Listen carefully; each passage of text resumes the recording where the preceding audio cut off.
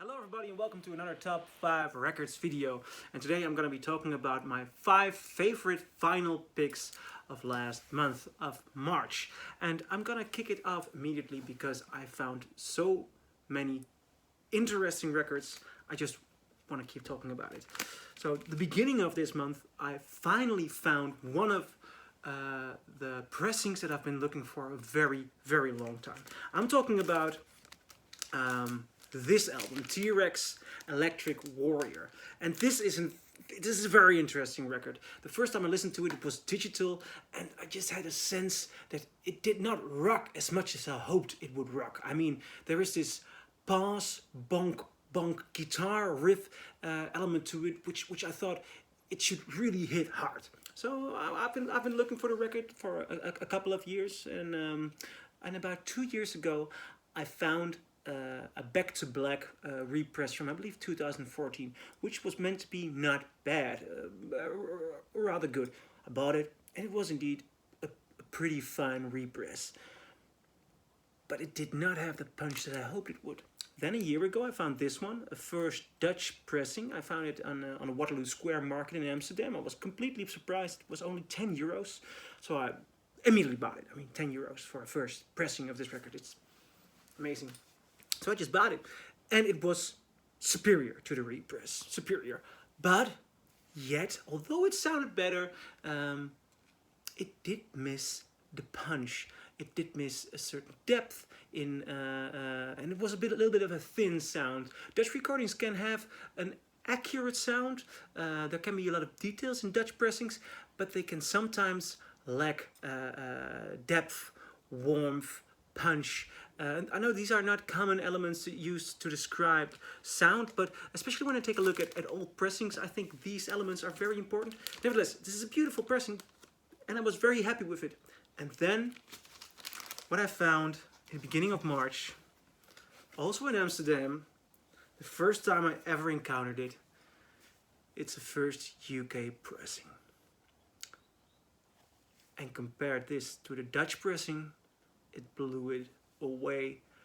This is the rock and roll experience I was looking for.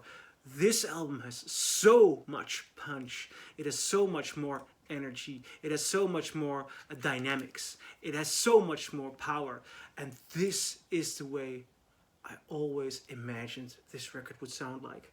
It wasn't that expensive. I believe I paid 30 or 35 euros for it, which for a first UK pressing of this album, it's very tough to find. I've been looking for this record for a couple of years. You know, I've been looking through crates and shops in London last summer, trying to find this record, and now finally have it. And it's gorgeous. This is the way you have to listen to Electric Warrior. Now there is also this MoFi I've heard, but you know, I pre-ordered the reissue of that MoFi. I don't know if I'm ever gonna get it, just to compare it to this UK original. But I'm in doubt if they will capture the punch and the raw rock and rollness, which is sometimes very interesting and necessary with pressings. But I'm gonna do another video on that because I'm gonna do an analysis of the Doors, the Analog Productions pressing to the original mono. But I'll be talking about that in another video. Now, the number 4 on my list, this was also, I was incredibly lucky to find this one. It is a near mint first German pressing of Die Mensch Machine, and the English title is The Man Machine by Kraftwerk. I found this at a record fair in Rotterdam, and I also have a first UK pressing, so if you want the English sounding version, the UK pressing is brilliant. Equally brilliant is the German pressing. But it is, I mean, this is a sound. If you put this on, it will blow you away. It is an experience. Now, the recent reissues of these, done by, not Florian Schneider, but I believe Ralf Hutter, I owned it, and I traded with a friend of mine after I heard this pressing. Because there was no need for the reissue for me. I mean, it's a very good reissue, but when you put this on and you hear the analog sound of what this band did at this time, man, it's awesome. It's awesome. I know the year is wrong, by the way. For the people who notice.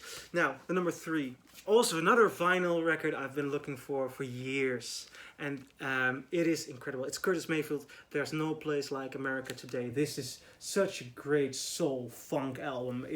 I did not listen to it before I found this vinyl, and I've been looking for one for a very long time. I could never find an American pressing. This is not an American pressing. This is the first Dutch pressing.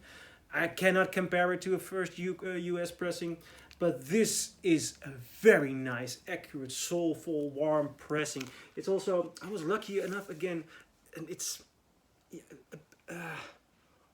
VG Plus. It's very good sounding, and it is, I mean, I think this is Curtis Mayfield's best album. This man made loads of brilliant records. This is an experience. It is beautiful lyrics, beautiful storytelling, but the soul, the feeling, it's unique. If you come across one, do not hesitate and buy it. They are very hard to find in original pressings. Now, the number 2 is a recent album, and I've been rather surprised by it. It's After Hours by The Weeknd. This is sound-wise very, very interesting. I mean, I love the cover art. This is a daring picture. There is conviction in this look, and you can hear that on the record. It has good songs, very nice songs, but I love the sound of it. I love the elements of 80s synthesizers, what he's doing to them. I love his vocals. This is one of the, I guess this is one of the important records of our age, The Weeknd. I really, really enjoyed it. Now, my favorite purchase of March, and I did this in Munich. I found this in Munich. I was stunned to find this. I've been looking for it for quite some time. I Want to See the Bright Lights Tonight by Richard and Linda Thompson.